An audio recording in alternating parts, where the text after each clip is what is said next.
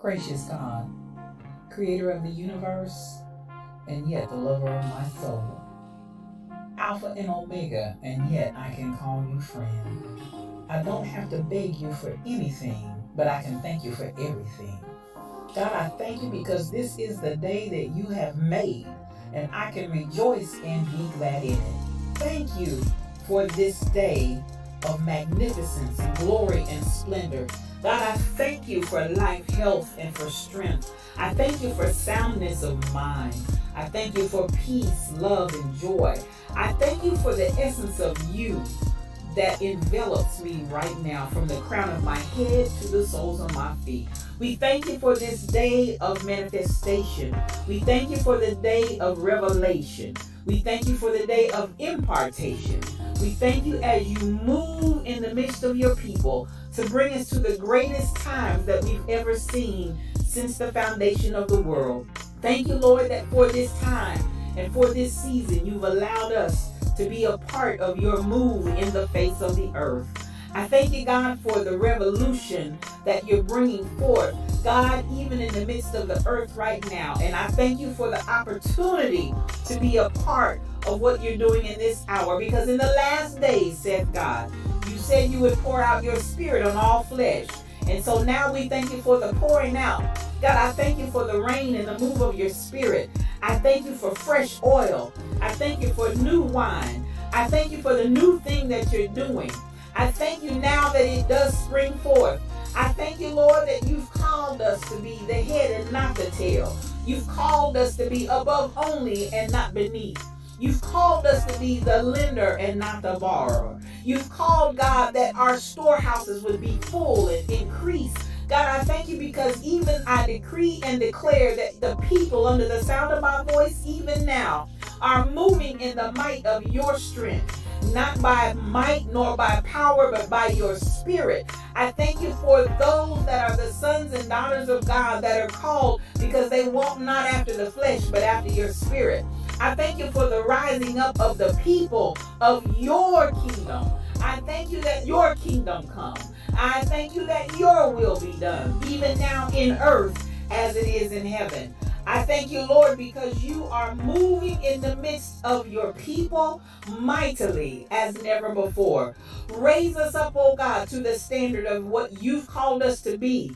God, I thank you for the standard of greatness. I thank you for the standard of holiness. I thank you for the standard of moving as the sons and daughters of yours, and not as vagabonds, not as those that never knew you, not as those that are confused and confounded, but God, those that know who they are in you. I thank you for the knowing.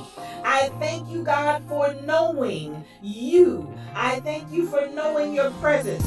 Thank you for knowing your Holy Ghost power that gives us the ability to be successful. Your anointing that gives us the power to rise up and be called blessed. Thank you for that is in us. Thank you, God, for all things that pertain to life and godliness. Thank you because we are not confused. We are not deceived. And we thank you for that clarity of mind and the clarity of vision that allows us to walk forth as kings and queens, as princes and princesses in the kingdom that walk in the earth. We thank you that we are your beloved, and we rise up as the apple of your eye. We rise up, oh God, as those that you love with all of your heart. And God, we love you back. I thank you for soundness of mind. I thank you for soundness of spirit. I thank you that healing is our bread. Healing is our deliverance. By the stripes of Jesus, we're already healed. And we speak forth that healing even now for those that need it. Thank you, God, for every stripe that was taken. Thank you for the bruising. Thank you that he was wounded for our transgressions, bruised for our iniquities. The chastisement of our peace was upon him. God, with those same stripes we declare and we speak healing in Jesus' name. We give you glory, we give you peace, we give you honor, we give you blessing, we give you might. We ascribe all of these things unto you because they are yours. Thank you, the fruit of my lips giving thanks unto your name, ever giving you all that is yours. Glory, honor, power, dominion, majesty, it's yours. I decree it and I speak it In the mighty name of Jesus, it is so. Amen and amen.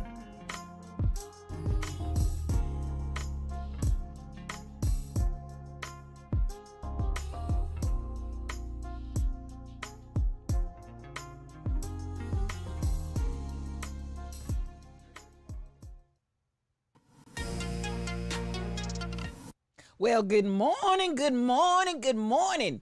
It is so glad to have you here on this Tuesday morning. This is Tuesday. Yes, Tuesday. I'm trying to get my date together. April the 13th in the year 2021. And this is Regina L. Stillman, your spiritual thought leader. And this is Yes You, O Cubed, one-on-one, just me and you. Yes, this is the day that the Lord has made, as Teresa Jones would say. And we are rejoicing and we are glad in it. I want to say good morning to everybody that has come in this morning. And I don't know about you, but I had a really, really beautiful weekend on this weekend past, and I'm ready to go back at it again fresh and bright and early this morning and have a good time with it. You know how we normally start off. I like to always appreciate those that are in my chat, and we honor the winner of Grandpa Holmes's chair. Well, I want you to know this morning, I'm going to honor this fine gentleman, this brother, and this friend of mine. None other than King Coogee is the winner of Grandpa Holmes's chair. Yes, King Coogee. Yes. You got your hips in that chair this morning. You said, I'm going to get in there bright and early. And I appreciate you, my friend. I appreciate you. Yes, I do. Now, while I'm talking about King Coogee, you know, every podcast we start off and we applaud the fact that King Coogee is the provider of our music that you hear, our pre-music before the podcast begins and during the time that we talk and share and have that little chat. All of that is King Coogee that you hear in the background. I want you to go out there and support. Please support his podcast out there. We're going to give it a shout out. I appreciate you, sir. You will always and forever be my sire, King Coogee. And as he has the hashtag saying, if I can borrow it and give it to you on this morning, I want to start this Tuesday off giving you life, LYFE, which stands for love yourself first. Yes, love yourself first. Every day, not just sometimes, but every day. LYFE, compliments of the mind of King Coogee. Do it, won't you please? Do it. Love yourself first every day. Now, as we move on, you know, I love to welcome everybody and tell you to get your coffee cups out. We got a lot to unpack today, without a shadow of a doubt. We have, and thank you for that resub, King Coogee. 6 months together, sir. Oh my goodness, it seems like only yesterday, but you've been with me for 6 months, and I appreciate you, man. You are the absolute best. Now, get your coffee cups out and like the stream for those that will. Again, we're moving on up the ladder in that algorithm world. So I need you to like the stream, share it for those that do. Some of you all are sharing it every single day. I appreciate you and I want to say thank you. For those that will subscribe out there, whether you're in Twitch, whether you're in YouTube, and YouTube, no cost. All you gotta do is just hit the subscribe button, and it's a done deal. If you would, please. And yes, even over there in Facebook, Patreon, Discord, whatever you can do, I appreciate you. And to all of my supporters, I always like to start and say thank you. Teresa Jones, thank you for liking the stream. King Coogee, again, thank you for that resub. Big Teeth Deep Mamas, always sharing the stream. Sheila Miles, thank you so much. And with that, I want to say, get your coffee cups out. Good morning, BTD Mom. Good morning, Sheila Miles. Good morning, SK8843. Good morning, Teresa Jones. And absolutely good morning to King Coogee. And I will never, ever forget the Rebel Ink. Yes, the Rebel Ink is here. And the Rebel Ink is my corporate sponsor. She never lets me down. Matter of fact, for those that are out there, you're going to see an occasional merch command that's going to come out because the Rebel Inc. has designed some new t-shirts for me. Yes, and I appreciate it. So go on out there, and she's got merch available for yes, you. And so I want her to know I appreciate her, as well as Mike City and Shelby Nicole Cosplay. They, I mean, have just people that come in and just undergird you and support you and provide different things to help the station and the channel along the way. I just want y'all to know that I appreciate you. I just cannot say it enough. There's no way under the sun that I could appreciate you enough. Come on and get you some.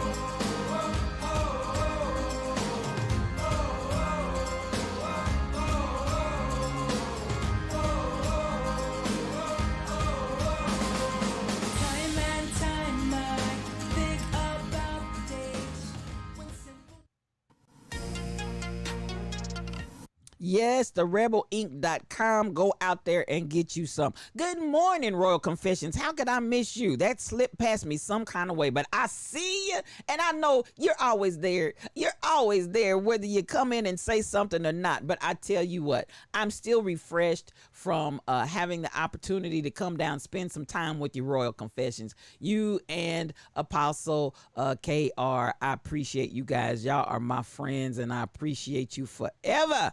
Forever and ever. Dun, dun, dun, dun, dun, dun, dun, dun, dun, dun. Yeah, say a little prayer. Now, I appreciate everybody that's here this morning. I'm trying to get my coffee. Excuse me, got a little froggy in my throat. How much is that froggy in my throat? Now, listen, there's a lot to unpack today. So y'all know how we do. We're going to get it crack-a-lacking. Let's get the music rolling. Again, courtesy of King Coogee. Y'all enjoy this joint as we roll on through the day and enjoy this conversation. Now, there's so much to say. So much to say. Y'all already know. So you know how we do it. We don't, no cream, no sugar. We take this coffee strong and black because we tell it like it T-I-Z-T-is. So let's get this party crack-a-lacking because there's so much to say. So much to say. So I want us to just go ahead and start off. The word of the day is going to be police brutality. I'm going to save that for last. While we slumbered, slept, and slobbered, we're going to go ahead and talk about some other things that have popped up while you slumbered, slept, and slobbered. And then we're going to come back to that police brutality issue at the end because there's so much to unpack in what has happened in recent events. My Lord God Jesus, today I almost need to just sit this up here for the whole thing. Fix it, Jesus. Fix it. Just Phaedra said it. Fix it, Jesus. Fix it. Now, as we're talking about fix it, Jesus, Lord God, today, it was reported to me, and I don't know if you all have picked up on this or not, but I'm going to go across, out of the country, across the pond, and over into Japan. Fukushima, Japan is announcing, y'all know we had that 2011 tsunami. Well, in 2011, in that tsunami, if you didn't know, there was a nuclear reactor plant that got damaged, and there was a lot of waste that got away from that plant. It was in Fukushima, Japan, and so they've been holding all of this contaminated water. So that's just to give you the backstory so you can get the clarity on what this is, what has happened, and what's going on here. Fukushima, Japan is announcing it will dump the contaminated water into the sea. You say what? You say what now? Fukushima, Japan is announcing that they are going to dump the contaminated water into the sea. So needless to say, environmental groups and the neighbors of Japan are condemning them And this is the thing I want to say. Forget the neighbors of Japan. Everybody needs to be concerned that Japan is planning on dumping this water back into the sea. So, at the end of the day, Japan is saying there are certain elements of contamination that they cannot, the radioactivity, they can't break it down. They're going to try to get it to its lowest terms. Now, so you say, how much water is it? It's over 100 billion tons of water that they're getting ready to plan their strategy to dump it right on back into the water. I don't want you to take me to that water to be baptized. Don't take me to that water. Don't take me to that water. I heard Rebel was baptizing on the bus, coming down off the pole and land in the water. Listen, as long as you didn't get that water, I want to know, where did you get the water from? Because if the water came from Fukushima, Japan, or any way, shape, or form related to it, I don't want it. Now, this is what Fukushima is trying to say. Japan is saying there's certain elements, they just are not going to be able to break it back down. They just cannot break it back down to its lowest denominator. So they are going to get it within the limits of what they consider to be safe. And once they get it within the limits of what they consider to be safe, they're going to release all of this water back into the ocean and let everybody else deal with it.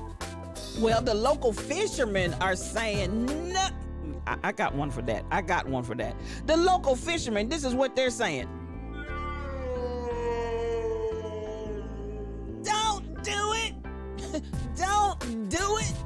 We don't want 2 and 3 headed fish, and we surely don't want to be ingesting it. Now, while that may seem like, oh, no big deal, that's over there in Japan. How long do you think before their water and contamination and the food, we get fish from everywhere. So if we start talking about importing stuff into other countries, and it shouldn't just be about when it involves me, myself, and I and mine, we need to be concerned. Listen, Rebel, where do they think that this is going to be isolated with just Japan? You talking about putting this in the water, having people drink it, having people consume it, and having people swim in it, even if I don't ingest it. If I put radioactive chemicals on my skin, it's gonna affect my body. 100 million tons of water that you're ready to release back in the water. So they're saying they're gonna wait, and it'll be up to about 2 years before they start. Because again, they have not got all this contamination level down. And some of the contamination, hey, live with it. You're gonna have to, because ain't nothing we can do about it. So here you go. Live with what you've created. If we created this monster, y'all gonna have to figure it out. I feel like we're about to watch King Kong versus Godzilla. That's a good movie if nobody's seen it.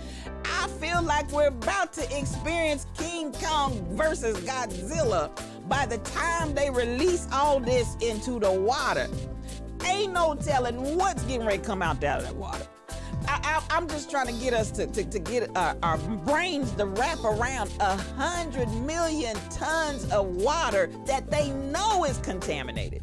So they're saying they're going to take that 2-year window, and they're going to take up to possibly, all of this is a proposal, possibly up to 10 years before they release all 100 million tons.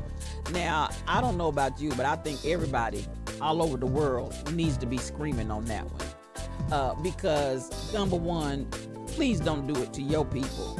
And then please, please, please don't have that stuff coming over here where we got to deal with it. And at the end of the day, I want you to understand. Thank you for following Link Boy. I want you to understand. Thank you for joining us today. I really appreciate you, Link Boy. I appreciate you for being in the house. Now, I want us to understand this. Eventually, as Royal Confession says, and I do this quote at the end of every podcast, if you don't deal with it, it will deal with you. So y'all might be sitting comfy, cozy right now and saying, number one, we talking about 2 years before they release it. And number two, it's over there. But listen, if we don't deal with it, it's going to deal with us one way or another. So, even as we think about, when Chernobyl, there are a couple of other nuclear plant accidents that have occurred over the years. Y'all understand, nuclear power is powerful. And though it has a lot of benefits, when it's not handled correctly and appropriately, it is deadly. And so as we talk about creating different things in technology, technological advances for this, technological advances for that, usually the biggest thing that countries seem to love technology for is warfare, so they can kill each other up. But nonetheless, when we start dealing with these areas of technology, understand it, with great power comes great responsibility. So I feel like these countries, as they've come up with, now nuclear is nothing new, but all this time, have they not thought about what would we do if such and such were to happen? What would we do if a nuclear core was to melt? What would we do if there was to be a tsunami or some other natural disaster and we needed to deal with this contamination? What and how will we deal with it? Listen, we need to be thinking about all of that. Somebody should have thought about that. Listen, they dropped the bomb back there with Truman. Harry got hairy. Yes, royal confessions, Harry made hairy decisions. Harry got a mind and got a hair somewhere and decided to drop that bomb, and the world and nuclear has never been the same since. Well, Harry been dead how many years long? And we've not thought about what we're gonna do with waste or water if it gets contaminated. So at the end of the day, y'all, I'm just screaming bloody murder. When I read that this morning, I said, Lord God, as if we don't have enough to deal with over here in America with all of these police gone wild, are we gonna have to worry about the water that we drink too, and the fish that we eat, and what we swim in, because 100 million tons of water is about to be released, contaminated back into the ocean. And there you have it. That's the first thing that happened while we slumbered, slept, and slobbered. I said, Lord, today, I'm gonna go I just need to put Phaedra on up there. I just need to put Phaedra, because this broadcast could be named and surnamed, Fix It, Jesus, Fix It. Because listen, just almost everything I got to talk about today needs Jesus to fix it. Now, I'm looking and I'm listening, waiting and wondering. Yeah, they used to sing a song, I think it was Cleophas Robinson, waiting and wondering which way to go. It's so much going on in this confused world below. At the end of the day, I'm just kind of walking through and trying to absorb all the different things that are going on. And again, I'm trying to wait. I don't want to just jump right to the topic, but it's really going to take up the majority of the day, because there's so much to unpack. Lord Jesus, God, is just so much to unpack. Now, I really want to go to Boehner. Boehner is in the news while we slumbered, slept, and slobbered. Because you know what? Boehner came out and said, listen, this Republican Party that we got, I think they've been drinking that water from Japan. I think they've been drinking that water that's infused with nuclear contamination, because this Republican Party is a monster. Now, I'm not trying to be partisan. I'm gonna say it again. I'm just, when your own folk, and listen, Boehner was no saint by any stretch. He was no saint when he was in there. But Boehner is coming out saying, this party has gotten so out of control, it's not even recognizable. And yes, Rebel, I think they've been drinking some of that water. I think they sang, take me to the water. They went to the water and they drank from the bitter cup. And they have lost their mind. So he has come out with a book where he really is in his way and making money. Child, they have the nuclear parts, all the nuclear parts. They drank it. They said, listen, they took communion with that nuclear water, and they said, drink ye all of it. And they came out with other heads growing out the side. They came out with some kind of crazy brains. I mean, it's just, they're unrecognizable. You just can't tell. I told you, Godzilla, Mecha Godzilla, and King Kong. Listen, they're just not normal. They're not your average. They're not your regular. These folk are cray-cray. They are crazy. Do you hear me? They've drank all the nuclear parts. And so Boehner has come out and is getting some level of recognition for his book, because he does talk about a lot of things and pull the covers off of some areas. Not like we were surprised, but at the end of the day, particularly Rachel Maddow, I don't know how many of you I watch her, but I think she's a good commentator. I do from time to time just go over and check out her show. Well, in the end, Boehner has chosen to go over there, and he's called this new, good morning, Joel. Good morning, all the way from Australia, man. I'm so happy to see you. Good to have you, and I hope and pray that you're doing well. He has basically come out and said these are political terrorists in the GOP. Political terrorists, and then he proceeds to name names. So I'm looking and I was like, finally. Now, I almost think that they're kind of doing this to try to shut this new Republican Party down, because whether you realize it or not, 45 and his imps. Could it be? Could it be?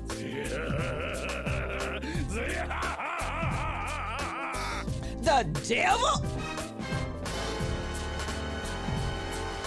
Baby, it ain't nothing but that old slimy devil.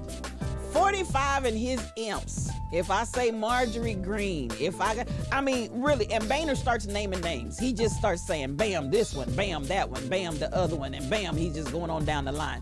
Because I really believe that there is a small remnant of the former Republican Party that is trying to get their party back. They're trying to figure, because listen, they've been hijacked. They've been hoodwinked. They've been bamboozled, because they allowed 45 to come in, and what they thought he was going to do in serving their purposes, he and whoever's pulling his strings, because listen, he's just a puppet. Whoever's pulling his strings, that's way, way to the right. Baby, they got in there and they pulled a jacuzzi snoozy. Yes, they did. They pulled a jacuzzi snoozy. And while the rest of the Republican Party slumbered, slept, and slobbered and thought that this man was going to help them in their agenda, and he did, but the man was a runaway freight train. And now you have a party of people that act like they have lost their whole entire minds. And so you have their own party members of the past coming out and saying these are nothing more than political terrorists. I think it's a good word.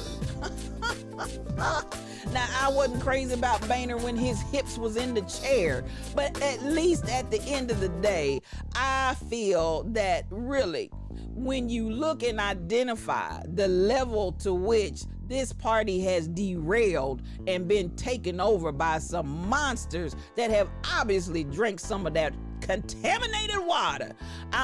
Good morning, Nancy M. Jackson. It's good to see you. I'm so glad you ain't in jail. I tell you what, it makes me feel and identify somebody's trying to regain control.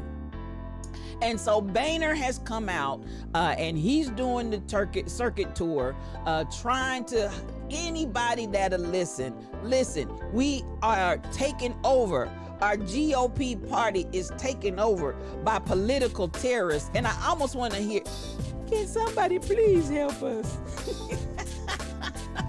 Can somebody please help us? Can you please help us? Good morning, Lank Boy. So he is on tour. He's having a conversation with anybody that will listen. And at the end of the day, I'm looking and I'm saying, at this point, I don't know if it ain't too late. I think they gonna almost have to, in my opinion, they gonna, it's nighttime for you too. Thank you so much for being here, Link Boy. I don't know where you're from, but I appreciate you for coming in the chat. We got Joel in here from Australia and all other countries, so I appreciate y'all for coming in, and I recognize you may not be in America. Thank you, thank you, thank you. You're from Australia too? Oh, thank you, thank you. I appreciate you. Listen, Australia's all right with me. More Aussies, yay, more Aussies. Australia's all right with me because listen, y'all be coming in here and you just sit down and have a seat and have a good, nice conversation with us. And I appreciate you, Australia. I appreciate you. So as we continue on, pay attention, because I think what we're about to see happen is going to be real interesting with the GOP, because they realize at this point they have been hijacked, and it was a hijacking, let me tell you. So we want to continue on with this change, and that is the resounding refrain that is everywhere. Everything is changing. Everything is in the midst of change. But I want you to know, I'm gonna say this with all confidence, the change that's gonna come out is good change. Now you look and you say, but how can you say that? How can you say that, spiritual thought leader? Because so much of this is looking crazy right now. I said it a few weeks ago, and I'll continue to say it. March winds and April showers often bring May flowers. So there is a flower and a blooming and a blossoming that's going to come out of all of this change that we see going on right now. Just hold on. Hold on and don't give up, because what we're going to see is eternal and lifelong change, not just some temporary stuff, but we're in the process of seeing things that are going to bring lifelong change. And for that to happen, we got to really upset the fruit basket and shake some things up to get to that lifelong change, to see the change that we want to be. So at the end of the day, Nancy, the GOP is on life support and pulling the cord on each other from both ends. And you know what? At the end of the day, you are so correct. It is on life support. I would even venture to say it's dead. It is deceased. At this point, they're going to have to be standing up saying, I am the resurrection and the life. Because they gonna need some resurrection life. Because listen, it's toe up from the floor up. I'm just speaking for myself. If I was in that party, I'd be ashamed to tell anybody. That's just how terrible it is. I'd be embarrassed. I'd be humiliated. I wouldn't, when you out of any of the GOP, that's one of those where you raise your hand down so low and you put your little finger up so nobody can really see it. Cause you're shamed. You're just shamed. And I'm looking at the GOP, Nancy, and yes, when Boehner comes out and he goes on tour to start naming names, because they really are trying to identify folks that need to be brought low. And so he's are in trouble. So glad this is what you need. I'm so glad this is what you need. Hey, Joe, I don't let me get my shades out. I don't just, matter of fact, I'm gonna change up altogether because I want to get my ability to flip. I want my flip clip. I don't just throw shade. I shed light, Joe, all day long. And at the end of the day, this is a good time to be alive, because we are going to see change like we've never seen before. And I'm excited about that. I really, really am. Now, just like having a baby, it kind of hurts a little bit while it's coming out. Oh, but the joy of that baby when it comes out is so beautiful. Now, after this, it's just all downhill, y'all. It's just all downhill. Democrats are urging Biden administration to reform shelter system for the migrant minors. Listen, those babies, yes, Joel, I had to get the flippers out. They call him Flipper. I had to get the flippers out. I am concerned, extremely, about the minors and the way that we are out here with these babies in the migrant situation. Children are children. And I don't care who's in control, we need to look at how we're handling our youth. And I say our youth, I don't care where they came from. Yes, Flipper the dolphin. You're old enough to remember. Some of the young folk are like, what is she talking about? So at the end of the day, we have to pay attention to how we handle life and people, period. I don't care. And I say they're our children because we cannot disassociate ourselves from how we handle human life. And this is something that I want us to identify. There's a movie, and actually it's a documentary. Let me see if I can find the name of it real quick. I just learned about it yesterday. One of my friends, because they know I love documentaries and detailed information kind of shows. And they told me about this show that is out and told me to go out there and look at it. And I tell you, it is an excellent history. It is an excellent history of how racism and white supremacy came to be. The name of it is Exterminate All the Brutes. Thank you for the follow, Jupiter in the Sky. Ooh, come on here. You know, Jupiter in the Sky. Come on here. So glad to have you. Listen, Bishop Andrews, I'm so glad to have you here, my brother. Train up a child in the way they should go, and we need to treat them right. We need to pay attention because we're teaching them something by how we handle them in this situation.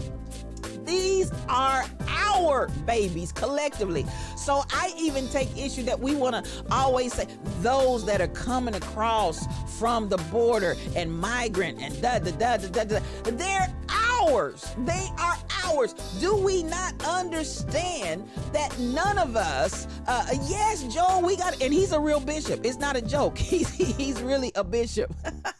Bishop Ronald B. Andrews. He's my brother and my friend, and I love him. And you know, I call a lot of people bishop and this and that and the other, and I'll be joking and playing with him, but he's a for real bishop. And I appreciate him because he cares enough to join us every morning. And he's here just about every morning sitting here with us. And I appreciate him. I love him to death. Now, we've got to pay attention, you guys. We're teaching these young people something. We're teaching them something by the way that we are treating them and the way that we have housed them and the way that we have handled them. And what are we saying? Now, I wanted to bring this up again because somebody turned me onto this yesterday and I've been watching it. It's called Exterminate All the Brutes, B-R-U-T-E, Exterminate All the Brutes. And so this is a docu-series that this black brother did, and he and his family were actually in a lot of the changes and activities that were going on at a very high level. So you see him with some family footage included in here because his father was a diplomat that was involved in a lot of these twists and turns. And what he begins to show and what he begins to manifest in this documentary. Listen, babies, white supremacy didn't just start over here. White supremacy started way before there were Europeans coming to America. And basically, you know, we like to tell the story. We want to dress it up. We want to make it sound good and palatable, especially when we teach history in our schools and in the classroom environment. But their whole agenda when they came was the conquest, to conquer and take it over and displace by extermination. Bottom line. So they walked that thing back all the way to when you had, if y'all remember, you had Spain that was going out because they were colonizing. And colonization, y'all, no. And, come on, let me. Colonization, where countries from some other place come and take over some land, take it over, take over their resources, take over their assets, take over the people, and many times try to make them slaves and subjects. Colonization and the brutality of it, especially back in the day. Listen, you gotta pay attention that no, this attitude, this mindset, this energy that they came here with was wrong. So really what we're talking about now is a matter of, the Spanish don't get enough heat for what they just, listen. And so at the end of the day, Link Boy, we got to deal with what is still the residue of colonization and brutalization of people, and with no care but for myself. There was a statement that was made, and it said, the pleasure of one group should not be the pain of everybody else. I'm gonna say that one more time. The guy said the pleasure of one group should not be the pain of everybody else. So when you had Spain, when you had France, when you had Italy, when you had all of these different countries that were coming out and staking their claim and taking over lands that it wasn't theirs to take. But how did they do it? If I can annihilate, brutalize, and basically exterminate whole groups of people. Now, we want to talk about Hitler, and the extermination of the Jews. Hitler did what everybody else was doing too. They were going around exterminating folks. Yes, they were. And the difference, they were exterminating folks, and you may not, by the time I get on this ship, the Nina, Pinta, and the Santa Maria. And see, some folks, listen, get your coffee cups out, get your coffee cups out, get your coffee cups out. Because I tell this with no cream, no sugar. I tell it like it T-I-Z-Tis. Fangirl Review, it's so good to have you. Put a shout out there for Fangirl Review. Good morning, good morning, good morning. Now, y'all know, we take this coffee, no cream, no sugar. I tells it like it T-I-Z-Tis. Because the reality of it is, whether it was us coming up to what we wanted to rename Espanola, with all of these renaming of the countries and the places after people that didn't even, claiming it like it was theirs. No, it was not. It was not. But how did you gain control of it? Because I can come over, I can brutalize and attempt to exterminate the people that it rightfully belongs to. And the ones I don't kill, I'm gonna make you subjects and servants and slaves that you carry on the labor for what I wanna have of your possessions, of your resources. So at the end of the day, I'm looking and I'm saying, what we steal, and whether we realize it or not, I gotta pull a little bit of history in there because it's a historical issue that needs to be addressed. We are still dealing with the colonization and the white supremacy mindset that the Europeans came to this country that we call the United States of America, and they came to this country. I mean, you see, they started even in Florida when they landed there, immediately with the Seminoles, with the Seminole natives. They started, the Seminoles are trying to smoke peace pipe, and they come out with guns and be like, bam, kill you. Graveyard dead, bam, kill you. Graveyard dead, bam, kill you. Graveyard dead. And the ones of you guys we're gonna leave alive, now y'all are our slaves and our loyal subjects. Work for me and produce whatever it is that you're producing, and we're gonna take it back to our motherland. No!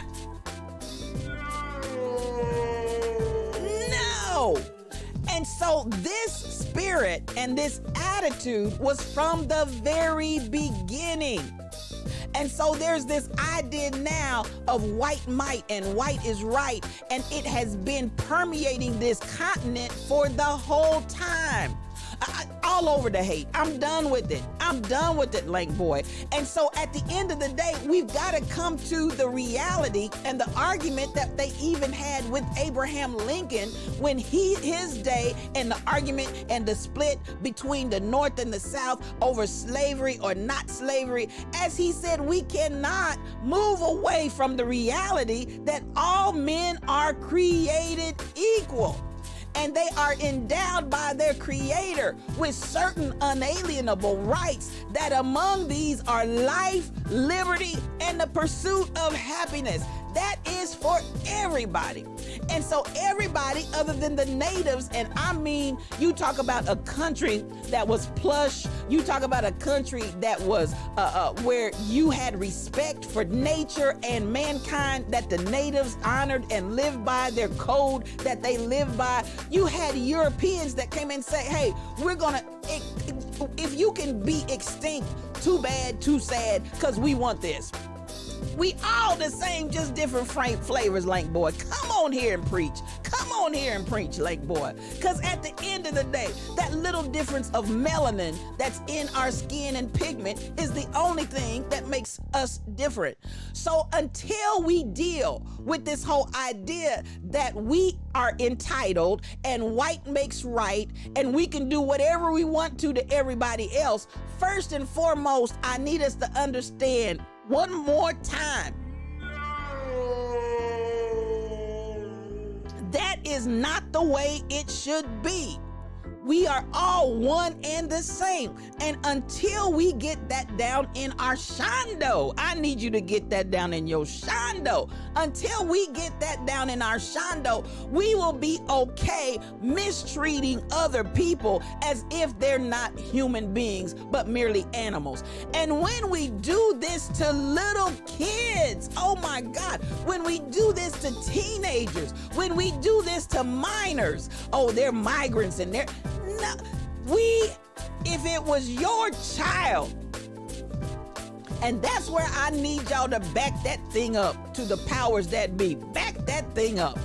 If it was your child that was sitting in that situation, would you be okay with that? Would you be okay with it? If that were your son, if that were your daughter, if that was your niece, if that was your nephew, your grandchild, would you be okay with it? And if it's not okay for your kids, it's not okay for them. There you have it. And this constant line of demarcation between us and them has got to stop. There is no us and them in the way of, I live this way and I'm entitled and privileged to this, but this is what you get over there and da da da da da. And I tell you what, even as I watched that documentary and I saw the brutality, how you had pictures, and these were actual pictures. This ain't no drawings. These are actual pictures that were taken back in that day. And if you didn't produce enough rubber for me, if you didn't produce enough whatever it was that I'm harvesting from your land, you actually had where they were cutting these children's hands and there they sat in the picture with one hand and a stub because they didn't produce enough rubber for the plantation master. What are we doing? And yes, this is what we did, America. This is what we did. This is what we did. Stop playing games and stop lying. This is what we did. Thank you, Johnny. I appreciate you for following. This is what we did. And this is what, on some level, we're still doing. And it's got to stop. We gotta stop. And if somebody doesn't cry loud and spare not and say, this is wrong, and even to Joe, this is wrong, President Biden, this is wrong. These are children.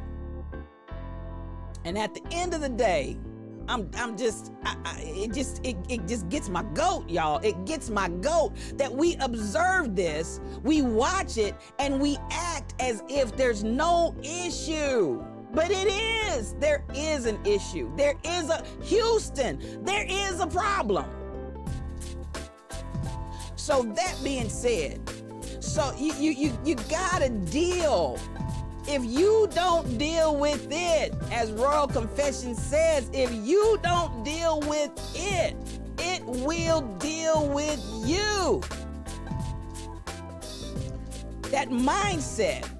Now, that's the attitude that we see towards the migrant. And we want to talk about illegal aliens and this and that and the other. But you don't even treat your own citizens right. Because you know where I'm going. I got to turn the corner and I got to come on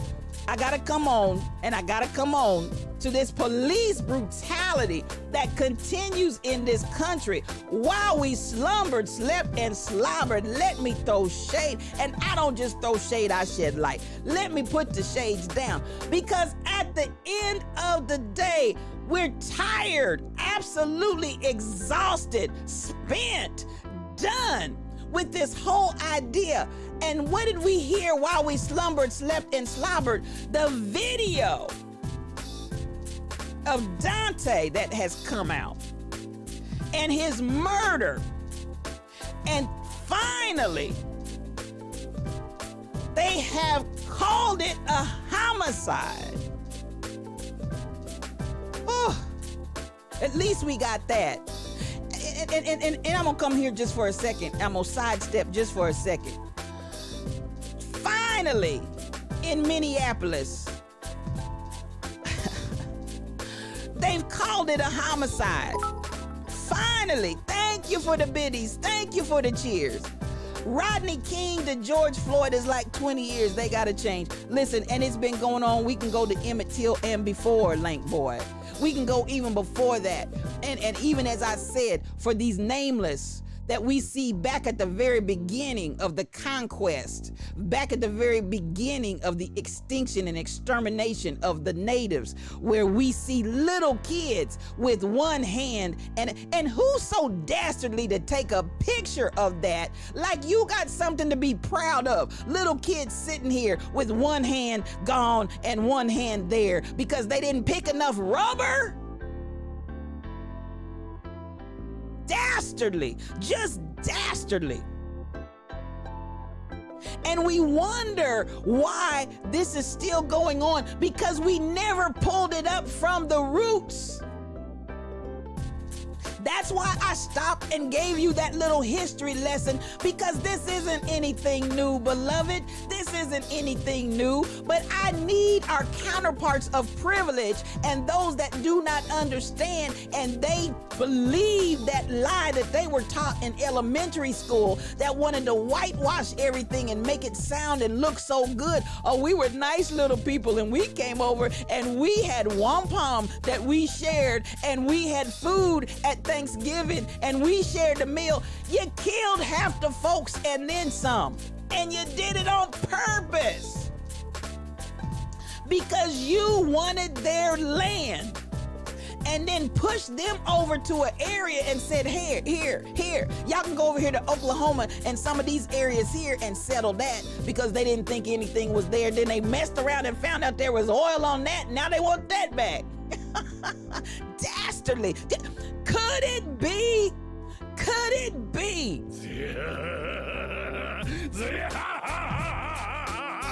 The devil.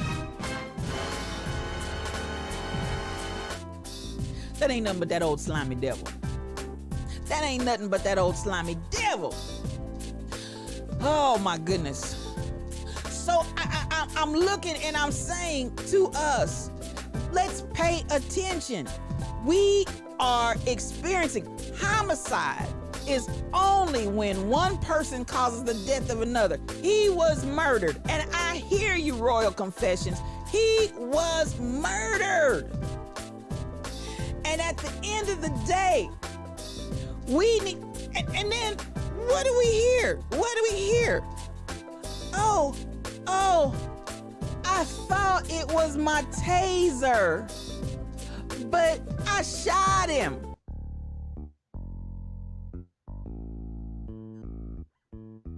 I thought it was my taser. So you hear on the video, because they finally released it under pressure. They finally released the video footage. Finally. I'm going to underscore that. Matter of fact, let's even go back to while we talking about Colin Kaepernick, who took a knee, and it's a disrespect to the men. Lies, rebel, is nothing but lies. While we want to talk about disrespecting our men in service, do we not see a total blatant disrespect for our men in service? And the man was in his uniform, and he gets maced, pepper sprayed, guns drawn, hands out the window. He is obviously, that's why they have body cam. And listen, and then try to hide the footage, Lank Boy. They still don't want you to see the footage. And there's no guarantee, as far as I'm concerned, by the time we do see the footage, I'm not so convinced that they haven't done some altering to the footage by the time we see it. Tasers are not as heavy as a weapon. Mel, you telling me the gun and the taser don't even weigh the same? You can't tell me a 29-year or 26, 29, however many years veteran could not tell the difference between a taser and a gun. Are you kidding me? Listen, they maced the lieutenant's dog. The man said, my dog is back here choking. The man said, and then the man was so stupid, he must have walked into some of it himself and you could hear him in the back. I thought no better for you. No better for you. But at the end of the day, another bogus stop. You write down in your report, you stopped him for no tags. When you got the thing, even in your camcorder footage, you can see the tag visibly, openly displayed on the back of the car. What are we doing? So, at the end of the day, y'all have to remind me, what was the chick's name that shot the man eating ice cream in his apartment? I thought it was my apartment. Could it be? Could it be?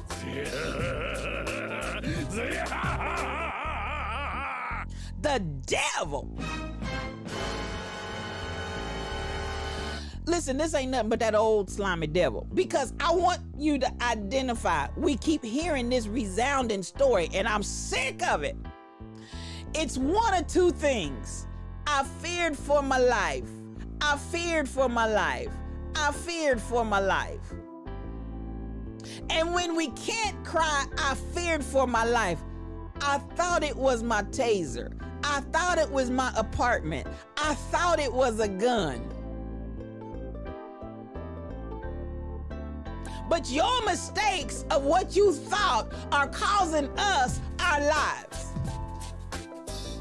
And this is what I want to understand. Good morning, Mel Holiday. I'm so glad to have you here with me this morning. Lying through their teeth, Lank boy. Lying through their teeth.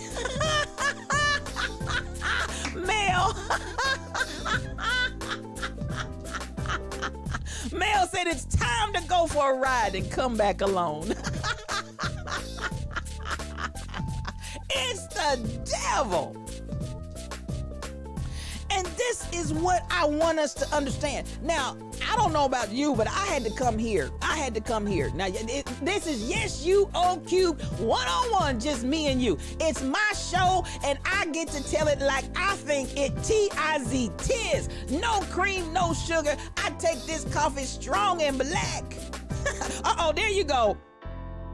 Why you always lying? Thank you, Rebel. Thank you.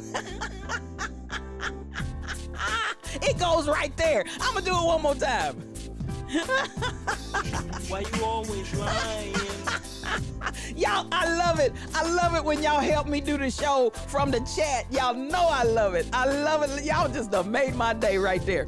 So at the end of the day, you're lying through your teeth if you got some.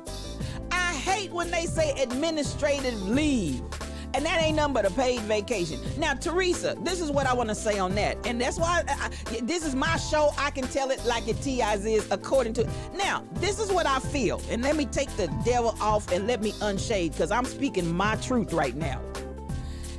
By all looks of the Derek Chauvin trial right now, that brother's getting ready to be convicted. That's my personal opinion. I believe that brother is getting ready to be. Listen, I'm making it strong and black. I'm making it strong and black, and it makes them, honey, their knees are knocking and shaking. Do you hear me, Lank boy? Knocking and shaking. I feel like, and this is my opinion, with all of the blue wall that has crumbled for Chauvin, I believe that with the blue wall crumbling and not supporting him, as well as all of the expert testimony that has left this man rocking and reeling, I feel like Chauvin is about to be convicted. Convict his tail, convicted. Now, the question I have And the question that begs for me, is this retaliation from the police department? Y'all ain't trying to hear what I'm saying. Is this accidental shooting? I thought it was a taser. Is this accidental shooting aggression on the part of the popo? I just want to know. I just want to know. Is the popo mad that one of theirs is going to finally go down, rightfully so? And are we seeing retaliation? That's what I want to know.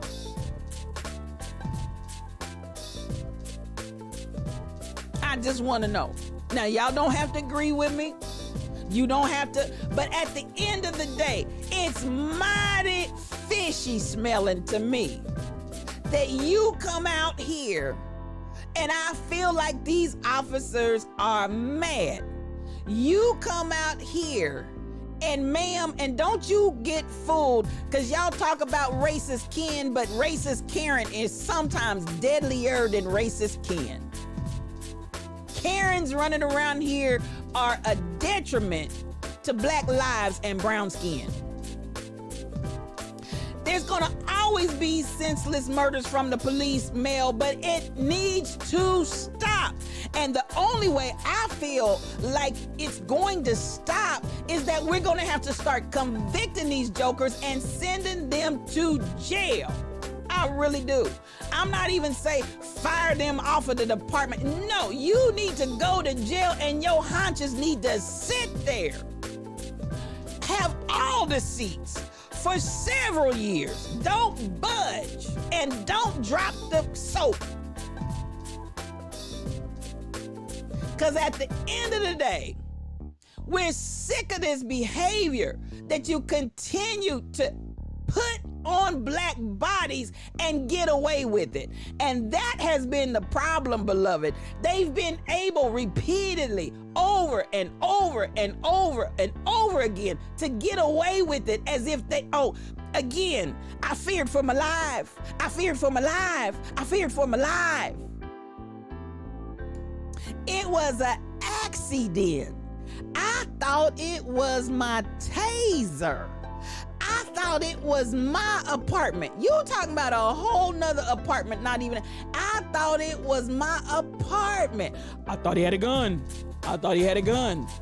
And folks sometimes don't even have a cell phone on them, just nothing. I thought he had a gun. I thought he had a gun. Or as we watched, now this is the thing, whether y'all realize it or not, that little town that had the video footage that has gone viral of that military officer. I believe he said his, and when the police officer, what's your rank? What's that got to do with you? What does that have to do? Obey my command, obey my order. Did y'all hear what that man was hollering? I said you could tell from jump, this little man, and yes, I said this little man, it was all about power and control that he obviously only has when he puts on that uniform. Otherwise, ain't nobody paying no attention to you. So when you get your haunches and hips in that uniform, all of a sudden you gotta throw your weight around. Yeah, what rank are you? Obey my command, obey my command, obey my order. I gave you... Who you talking to? And first and foremost, what did you stop me for? My hands are out the window. There's no reason for this stop. And I'm looking at little boy at the flank with his gun drawn. Baby, you talk about made you hot with his gun drawn. And so you hear, and he is perfect in staying calm. That brother stayed calm throughout that whole confrontation. Hands out the window. And he says to them, when he stepped, get out the car, get out the car. I'm scared to get out the car. And did you hear the man when he said, you ought to be, you should be? What kind of police contact is that? Then tried to, when it was obvious that this brother knew his rights, they didn't have anything on him, then the man tried to talk him and con him into, if you agree to just act like this never happened and go on about your business, then I'll let you go. What? Could it be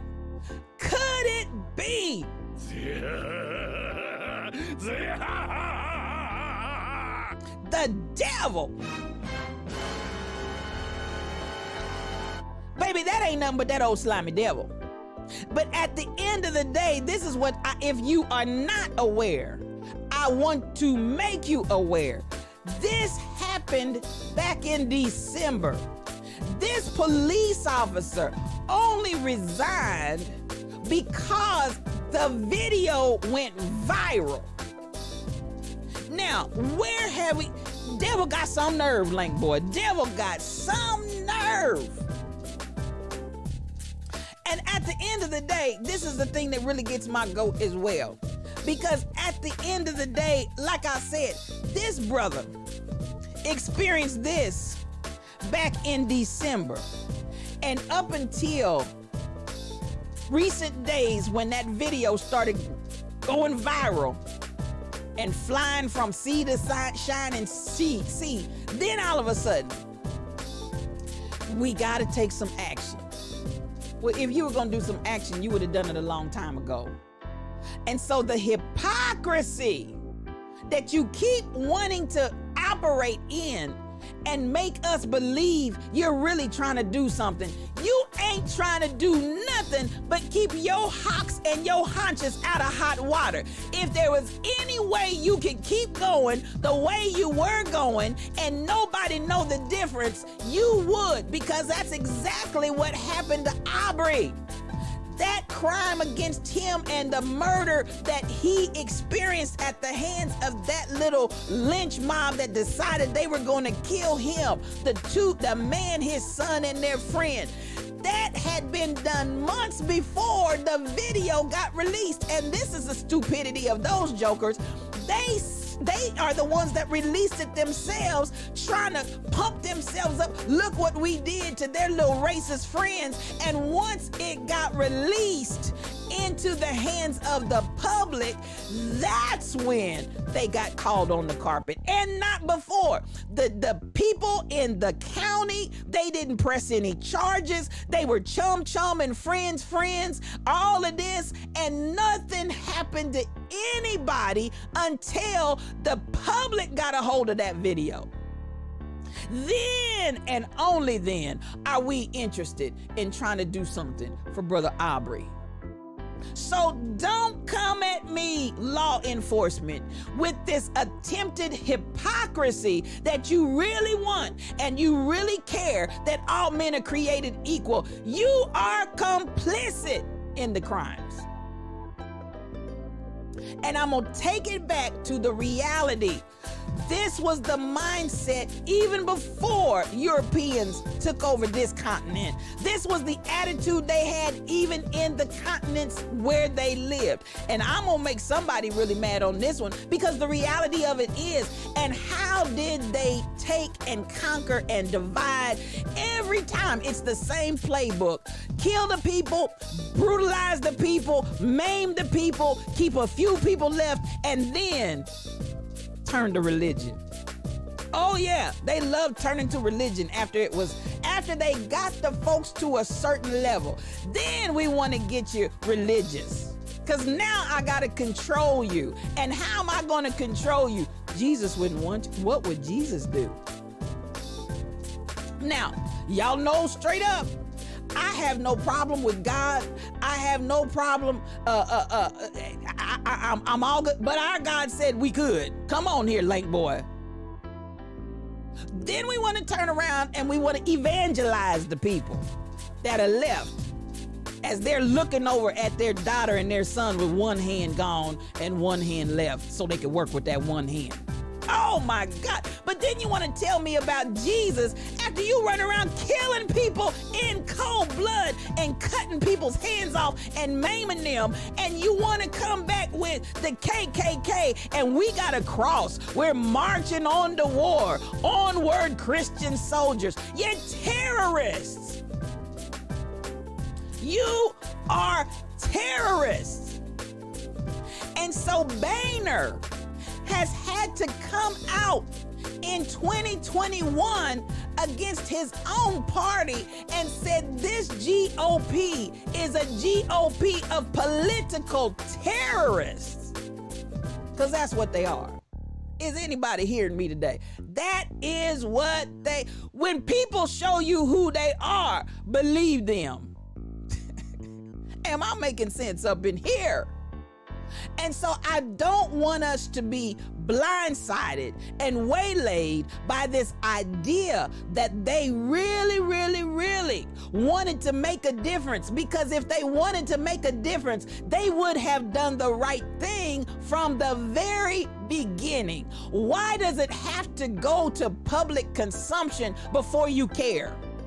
And whoever said that earlier about the video and the recording, you are so on point, because it's the videos and the recordings that people are able to see with their own eyes that is what puts it in old, live, and living color. You cannot deny what we just watched with our eyes. And if it wasn't for video, Derek Chauvin never would have been taken to court. Imagine being so dumb as to hate someone because of the shade of their skin. So listen, it really is Lank Boy, but I'm gonna tell you the extent that they went to that. We talk about Darwin and his theory of evolution, but a lot of what Darwin was doing was really about trying to show and trying to get science to prove that there was superiority of one race over others. That's really what his whole, the core of what he was trying to prove was to prove the superior race. Let's keep that clear in our minds. And that was even what the South was arguing against the North, and the argument that they laid against Abraham Lincoln, saying that all men are created equal and we can't just start tapping. Now, mind you, there's a whole nother discourse I could have about Lincoln, but at least he had the presence of understanding that all men are created equal, and we can't start playing and toying with that the way y'all want to, or it's gonna backlash, it's gonna backfire on us down the road. We gonna have some backlash somewhere down the road if we go down this slippery slope. And you had those from the South who were contending and insistent, no, we were created by God as the superior race. And that's what Darwin was attempting to prove. So when we get right down to it, listen, they said they fought for the states' rights. No. That ain't nothing about what it was about. And you know, we start the lying. Why you always lying? And they've been lying the whole time. And this is my thing. So I look at this whole scenario and I am troubled, because how many times, nothing but lies, Rebel, nothing but lies. How many times are we going to, they ain't fooling nobody, fooling themselves. And at the end of the day, and those that are brainwashed, let me put that in there, because there are some people that are brainwashed. If I only had a brain, they are brainwashed. And they believe every bit of foolishness that these people put out there. They believe it. They eat it up, hook, line, it. They take the water from Japan that's contaminated. That was my opening story. They take that contaminated nuclear waste water and drink it. And then their brain starts burling and burling and burling. Yes. And it's so sad. It's so sad. Because they believe this foolishness. Some of these folk. But the folk that are woke and the folk that are looking and listening and watching, you ain't fooling nobody. And on that, I'm going to unshade. You ain't fooling nobody. So at the end of the day, we've come to a place where we've got all of this. Now, like I said, I still am not moved by what I see, because I believe that March winds and April showers are only going to produce May flowers. So at the end of the day, I see a blooming. I see a blossoming. I I see a change coming on, and I believe it's going to be forever, not just temporary. But I understand it's going to require many of us to say, I'm not afraid to speak and stand up and stand against all of this insanity that, again, and the reason why I keep going back to, don't just put it to when we landed on this continent and others and colonized those areas. Don't just put it on Europeans. Take it all the way back to their motherland. This is what they did in their own land. And then they just allowed it to spread out. They just evangelized. They just evangelized everybody else's world and tore it up and killed all the people up. But this spirit is not new. It has been from the beginning. With every attempt to try to prove that the white and European race or group of people were created by God to be in control. And it's a lie straight from the pit. So everybody that's still drinking that Kool-Aid, I need you to quit it. God bless you, Johnny. God bless you. So I need everybody to recognize and wake up. We've got work to do. We cannot be afraid to speak, because we need to take this thing all the way back, and piece by piece. I'm gonna tell you the name of that show. It's a docuseries, Once More and Again, because I enjoyed it. You really have to stay with it. You really have to stay with it, because it's a lot of history in there. There's a lot of flashing back and forth, and he kind of melds it together in a different kind of a way. It's called Exterminate All the Brutes. Exterminate All the Brutes. BRUTES. It's very eye-opening for those that maybe are not familiar, for those that may not be familiar. So I want you all to check it out. I want you to check it out. Come on, Lank Boy, come on. I want you to check it out. The thing that has killed and destroyed us down through the years, lack of knowledge. What we don't know is killing and has killed us. I need you to wake up. I need you to stop snoozing. There's no jacuzzi snoozy over here. I need you to wake up and be aware. We are battling this enemy of racism and white supremacy that has been powerful and in power for years. And they've just gone from location to location to location to location. And when all else fails and they can't control you any other way, they come with their twisted concept of religion.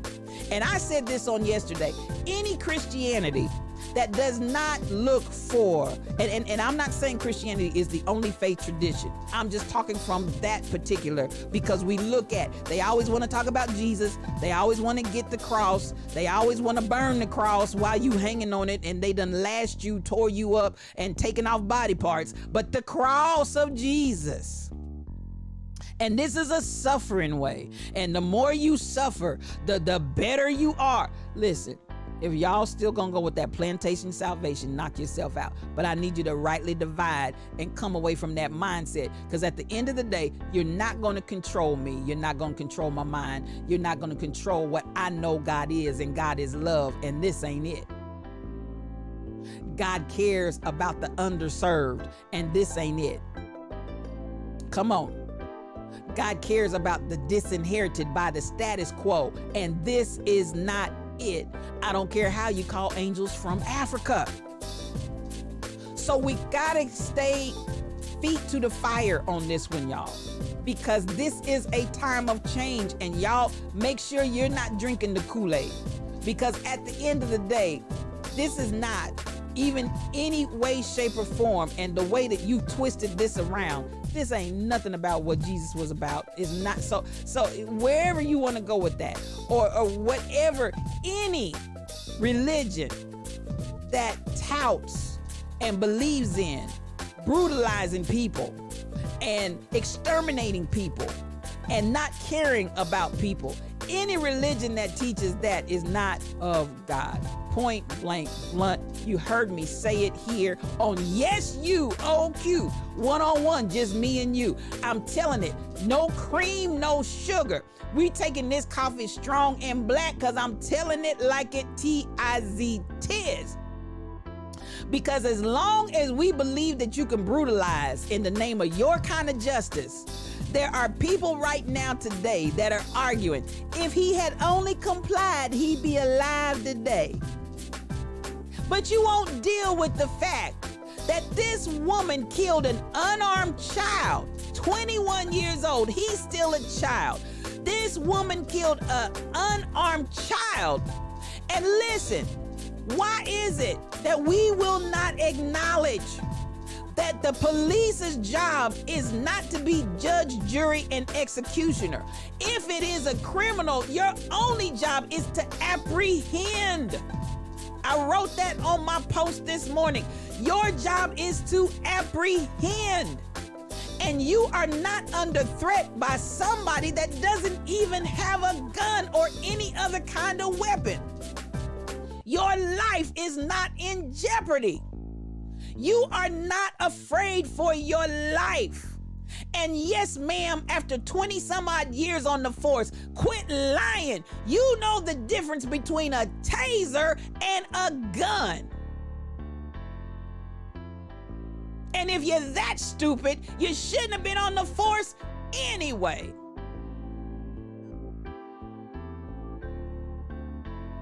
Y'all ain't ready for me. Comply or die. What happened to protect and serve? Lank boy. And even as we go back to, I'm gonna keep going back to, and I'm so glad we have the two incidents to put in juxtaposition. We have the incident of Dante, and then we have the incident of our military brother.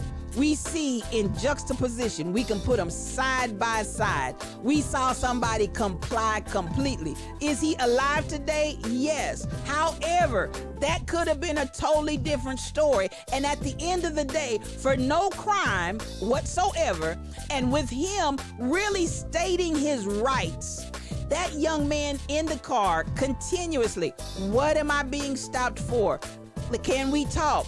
Let's talk about what's going on. I mean, this young man did everything right in the way of compliance, and they still mistreated and mishandled him. And so somebody would say, well, he's still alive. What do you mean he's still alive? He should not have been subjected to any of it. Even when we comply, we still are mistreated, mishandled, and killed. What are you talking about? And if you are not threatened, and even if I am a criminal, even if you find that I am guilty, but you ain't the jury no how, even if it is found in the end that I was guilty, it's not your job to execute me. What is your responsibility? To apprehend a criminal, not kill him graveyard dead. Am I talking to anybody in here? So we see this continuation, and I might as well just, because y'all know I'm just, because why am I so aggravated and why am I so agitated? Because how many more times, Mel? How many more times? How many more times, Lank Boy? How many more times, Royal Confessions? And yes, there's a big difference between homicide and murder. How many more times?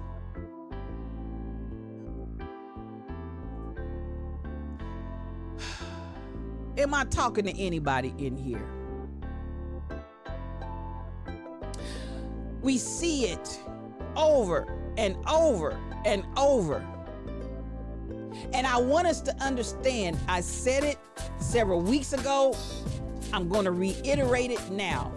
And for all, and I want people to understand, those of you all that keep saying, if they would only comply, I'm at the point now where we've seen enough, and for you to keep saying that, I'm looking at you side-eye, because at this point, you racist too. You are racist too. Because I'm going to say it once more and again from this standpoint. If that were your child being manhandled, you would be the first one out there with a lawsuit against the city and the police department and anybody else that you could sue. You'd have all kinds of lawsuits and you would win with your privileged self.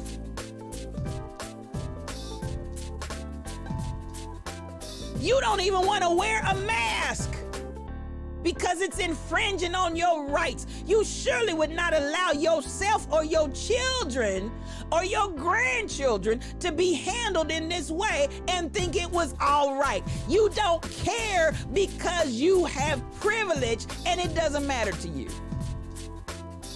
Am I talking to anybody? Police brutality is in the systemic racism. It's part of the organization of it. It's part of what keeps it chugging along. Because some way, somehow, we've got to keep fear in the people. And so at the end of the day, sister police officer, I have to be suspect of how you confused your taser with your gun and then talking about, oh, I shot him. Now, mind you, you know your camcorder is rolling.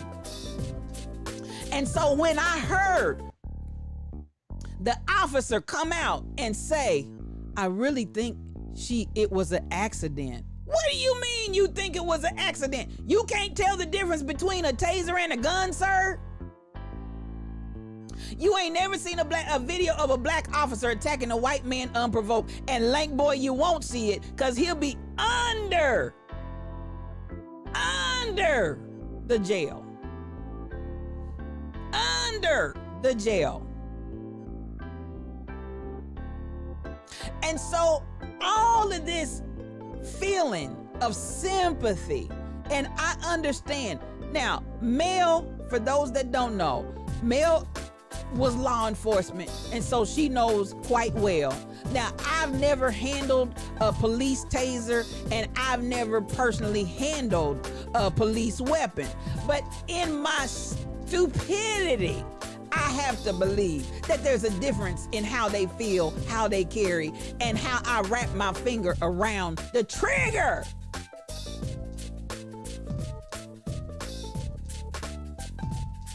And so when Mel, when you tell me there is a vast difference, I know you know what you're talking about because you handled it on a regular, on a daily.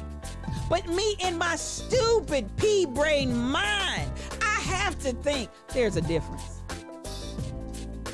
That some way, somehow, I should be able to tell the difference. After 29 years, after 29 years on the force, ma'am, you couldn't tell the difference?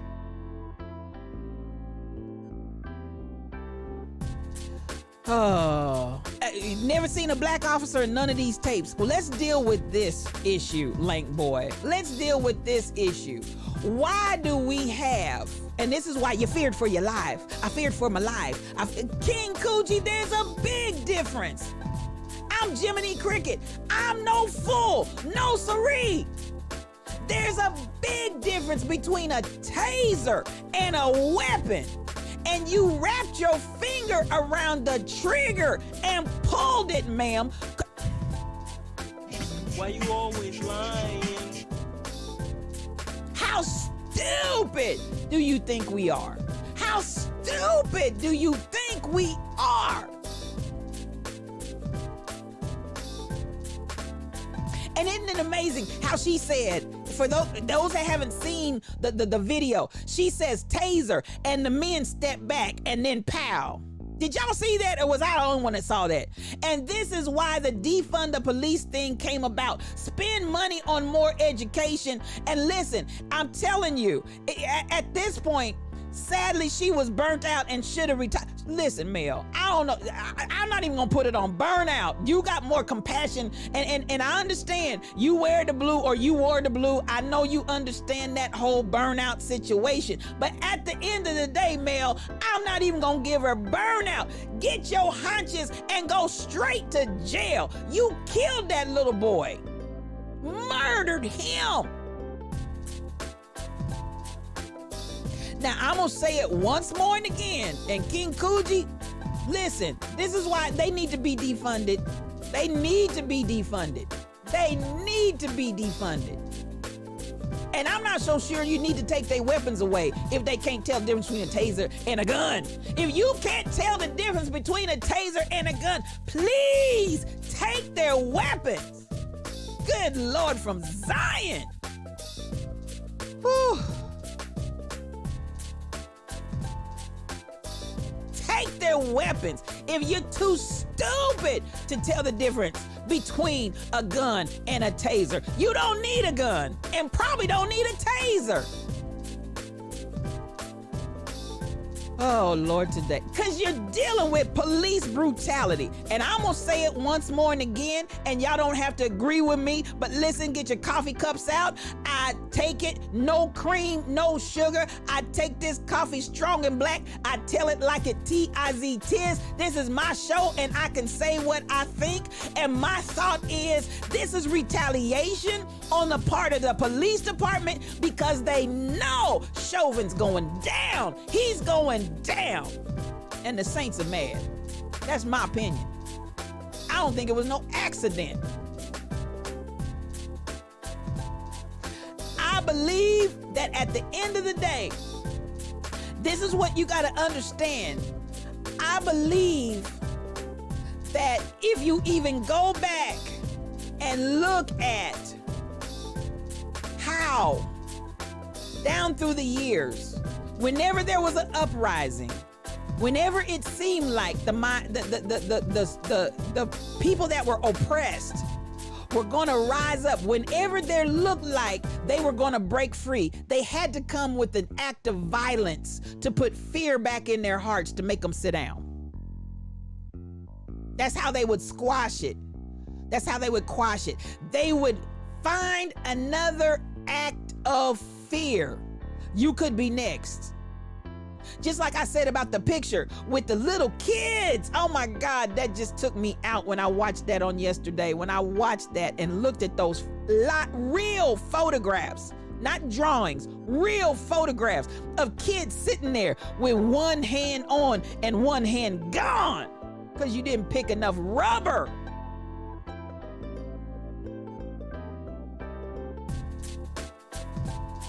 Oh my Jesus. And that picture, why would they take that picture? Oh, you better believe that picture got all kinds of use out of it. Because at this point, all I gotta do is show you the picture. And you get to thinking, well, I do like both my hands. I do like having two hands, not just one. Not to mention the pain that the people had to live through when you cut my one hand off. No anesthesia, no, it was not a surgically precise process. Chop, chop. I do like having two hands, so come to think of it, I don't mind. Let me get out and see if I can pick a little more rubber. Fear, control, manipulation. And I have to believe that when you start, because these people's hearts have not been changed. Do you hear what I'm saying? Because the only way you're going to get something different is that their hearts are going to have to change. And these people's hearts have not, N-O-T, all cap, bold, italicized. These people's hearts have not been changed. We need to have compassion, Mel, for our brothers and our sisters. And so at the end of the day, I was just having this conversation with my sister on yesterday. I said we're going to have to bring the people together so we can really start the process of loving one another. But I cannot love those that I do not know, especially if I've been taught you're an animal, you're an animal, you're an animal. Until you spend some time with people outside of your little group to understand we are not animals, until you get an opportunity for that coming together so you can have a change in your heart and a change in your mind. Anything that you don't care about, anything that you're not connected to, you have no problem brutalizing it. But at the end of the day, we've got to come to a point of bringing this together. And it does us no good to keep talking about we got to love one another if we're not going to bring the parties that are on the outside inside and come together so that all of this confusion, insanity, and madness can stop. Stop it. ELE, Lank Boy. Everybody love everybody. Come on here. Please, if you are confused in thinking that I'm advocating for hatred, you are absolutely wrong. I am speaking with passion. I am speaking full of emotion because I really care about this, but I am not saying retaliate and kill. You kill my dog, I kill my cat. That is not what I'm saying. I am saying that we're going to have to wake up to the reality that until we all move away from hatred, until we all eradicate the fear, until we all talk about the hypocrisy and don't stand for it, whether it's in myself or whether it's in my brother and my sister, I have got to come to a place where I eradicate that so we can make a change. We've got to love on purpose, BTD Mom. We've got to love on purpose. Eye for an eye leaves everybody blind, Lank Boy. It leaves everybody blind. And that's exactly what we're experiencing, is the blindness and the hatred that's killing us. Am I talking to anybody? We have got to take action. And that action that we first and foremost have to do is love one another. Love on purpose. Everybody love everybody. And you can't love me and shoot me and kill me too. Am I talking to anybody this morning? Come on with those coffee cups. No cream, no sugar. We're taking this coffee strong and black because I'm telling it like it T-I-Z is. Stop it. We have got to be part of the solution and not become the problem, Mel. You said it. You said it. You said it. Oh, Lord. Oh, thank you, Lank Boy. I'm just telling it like a T-I-Z is because this must stop. How many more times will we hear this story again and again and again? George Floyd hasn't even been dead a year. And here we are again in Minneapolis. Now, this is, it just kind of gets your goat. This is the other part that really got me agitated and irritated this morning. Over 40 was the last number I heard, have been taken to jail and arrested, and I still am seeing people from January 6th insurrection attempt at the Capitol, and they're still walking free. Now, anytime Black people congregate and start getting rowdy, straight to jail. But these people literally walked around in the nation's capital for hours. Hours. As the police stood there and took selfies. Yes, I said it. Selfies with the attempted insurrectionists. They wandered around in a solitary way, just wandered around in the Capitol, just wandered around in the people's offices, just wandered around, Hang Pence, hang Pence, hang Pence, hang Pelosi, hang Pelosi. We're talking about killing national officials, and they're just roaming around. And nobody went to jail that day. Oh, just imagine if it was the Black Lives protest. Honey, they'd have been, all of them. Half of them would have been dead, and the others would have been carted off to jail that same day. They'd have had all the paddy wagons. They'd have had the National Guard. They'd have had everybody from every surrounding state. They would have surrounded them jokers. I'm just saying. Not wearing masks. It was a festival of COVID-19. It was a COVID-19 festival. They held a COVID-19 festival. And nothing happened to them other than a few charges here and a few charges there. We've already got the paddy wagons out, y'all. Bloodshed. If it was Black Lives Matter all day long, Teresa, you know it. You know it.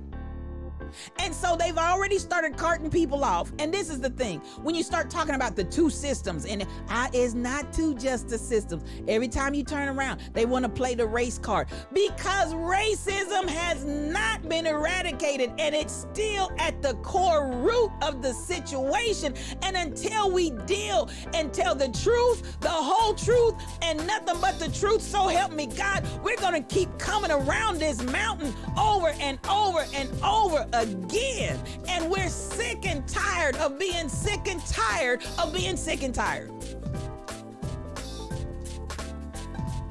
And so I'm gonna go back to the reality once more and again.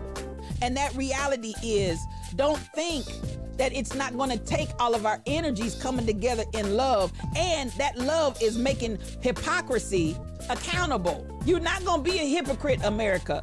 You're not gonna act like you're trying to get rid of racism when you continue on with your racist behaviors. You're not gonna pretend like you care about the people when you got teenage migrants down here treated like animals. You're not, stop the hypocrisy, stop it. We're not buying what you're selling. Stop it. Stop it. Stop it.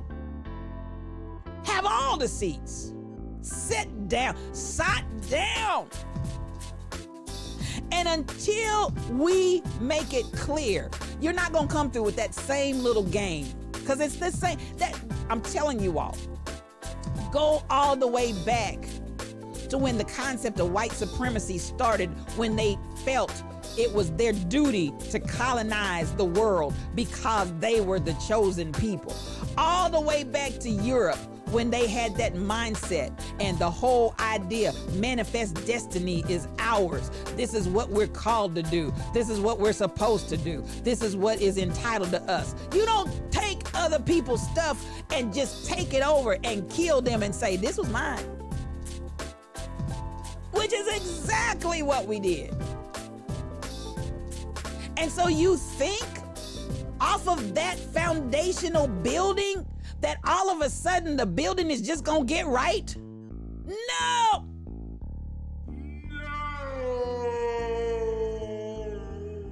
Not gonna happen. Not gonna happen. We are gonna have to go back and take the foundation and tear it up from the root, and then relay a right foundation rooted in love, not hatred and white supremacy and fear-mongering and hypocrisy. We cannot build and sustain anything. Thank you for liking the stream, Barbara. We cannot build anything that's going to sustain for any length of time and stand the test time when it's built on white supremacy, hatred, fear-mongering, and hypocrisy. We cannot, if y'all want to build on that foundation, knock yourself out. But I'm not building on that foundation. I need a whole nother foundation. Because I can tell you, no matter what you do, If the foundation is white supremacy, if the foundation is hatred, if the foundation is fear mongering, if the foundation is hypocritical, you can build all day long and go back and take this beam in out, put this beam in, take this beam out, put it, but it's still gonna fall down because the foundation is toe up from the flow up, and it stinks, not stinks, it stinks.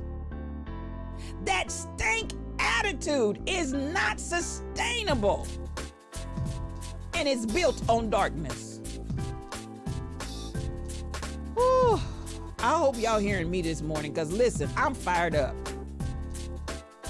And I am wounded for the families that have to keep enduring this.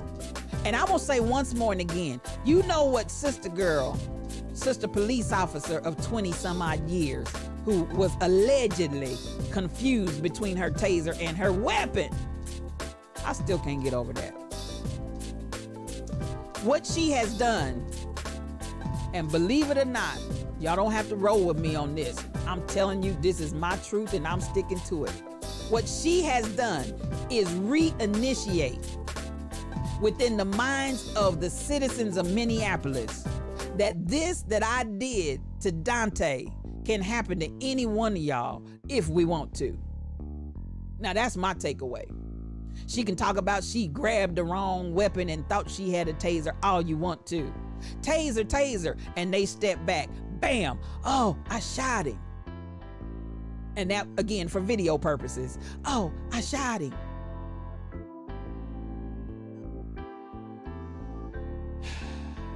Terror tactic. That's all I see it as. A terror tactic. Because the freedom that we're about to see from Derek Chauvin being found guilty of murder, the freedom that we're about to see from that, don't y'all think, don't get too big, don't get above yourself, don't think too much of yourself, because we still are armed with guns that we can't tell the difference between a taser and a gun. We're still armed with them. We're still armed, locked and loaded. And all I need is one opportunity to say you didn't comply, and bam, bam.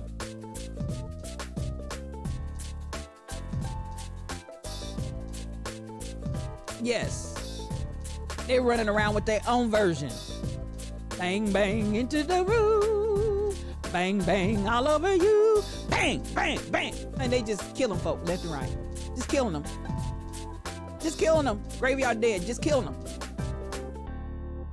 And thinking nothing of it.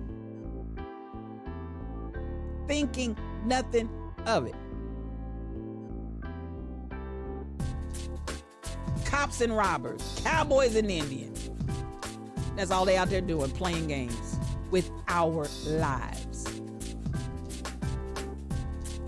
And I'm gonna say it again, because at the end of the day, this goes back to their idea. And I'm talking about racism.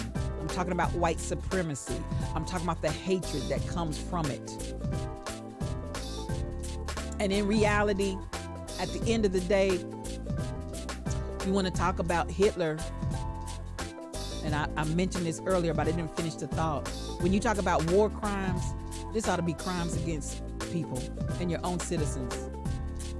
And we have endured this for centuries, and we're still doing it. We've traded the robe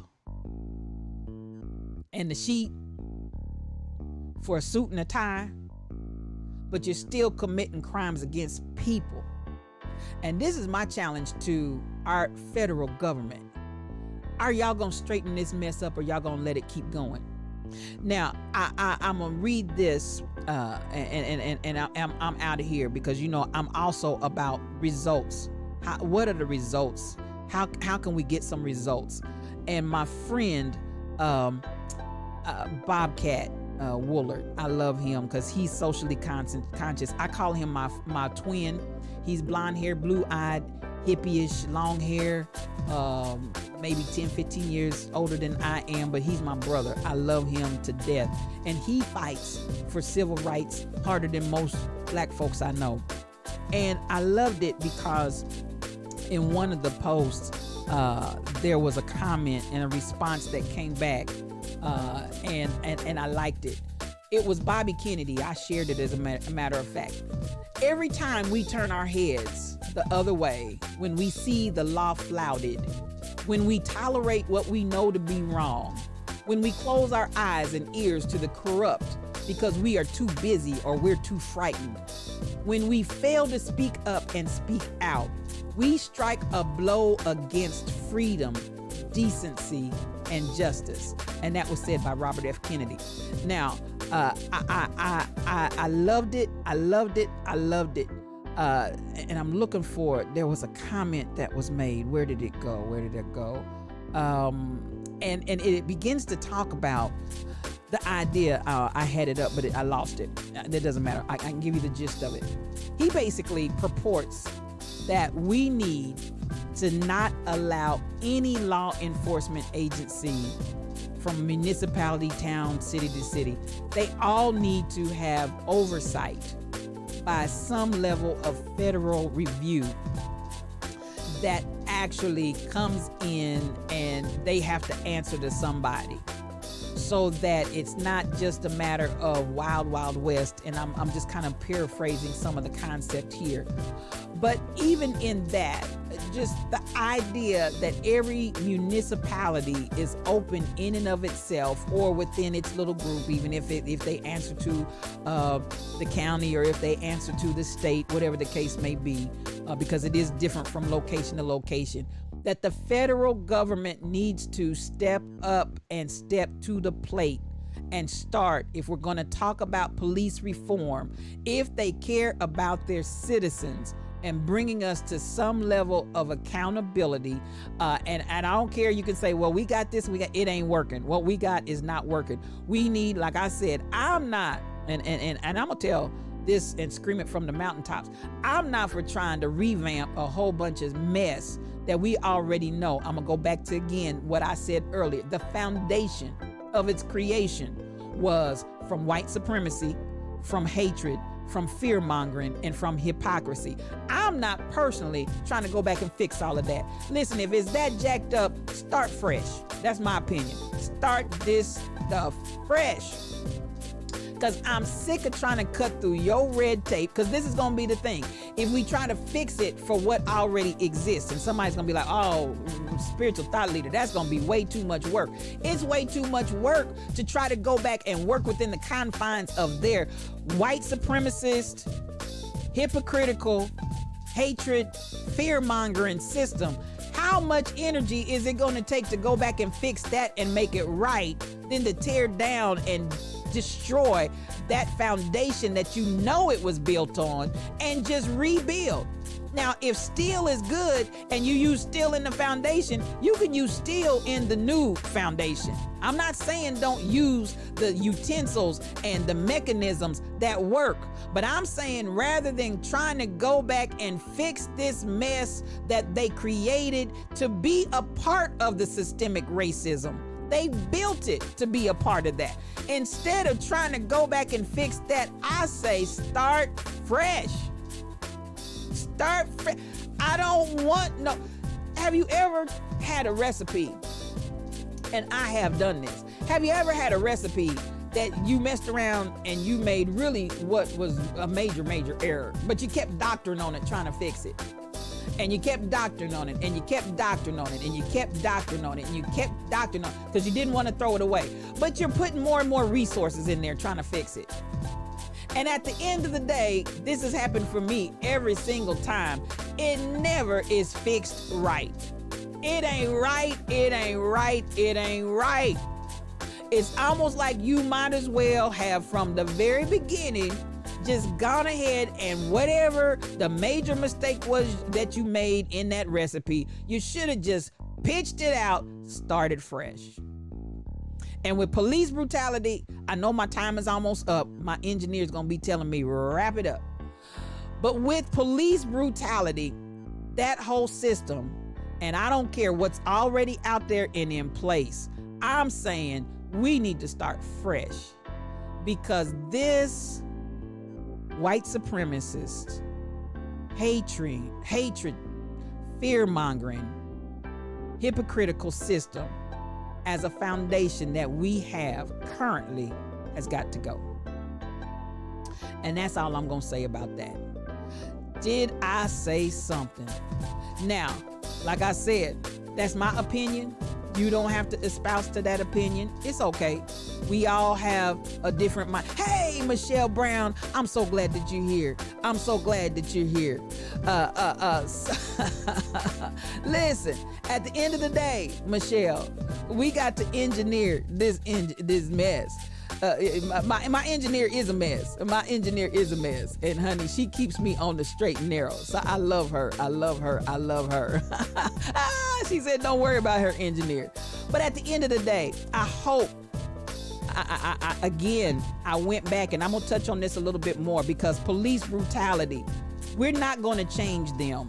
The people that are racist, the people that are white supremacists, and those that have bought into the system of keeping white supremacy in control. And it's everywhere, and it's at every level, y'all. It's at every level. And I'm gonna say it once more. Good morning, Lady T. So good to see you in here this morning. Thank you for coming to the show.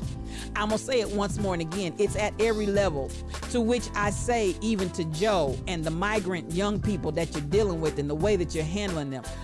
I'm looking, I see some colors. I see some colors shining through that I don't want to see. I see some colors shining through I don't want to see. I don't care who you are. I don't care what position you hold, from the guttermost to the uttermost. We need a rebuild. We need a reconstruction. And we're not going to stop until we get it. And I'm going to say it one last time as I head on up out of here. I'm not a fatalist type. I'm not in a fatalistic mindset. There's no hope. There's no help. I'm going to say it once more and again. We've gone through March winds, and right now we're in the midst of April showers. But I believe to receive and live to see some May flowers. Something's coming out of this. Some good, beautiful, wholesome, healthy stuff is coming out of this. And I want you to believe it, because I'm telling you the truth. I'm telling you like it T-I-Z-Tis.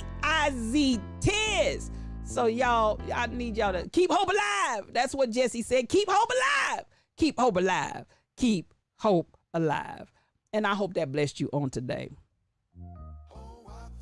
Well, I feel for my brother, and I feel for my sister. This has been Yes You O Cubed. This is your spiritual thought leader, and I appreciate you for joining me on today. This has been a wonderful day, and yes, I've been fired up, because police brutality has got to stop.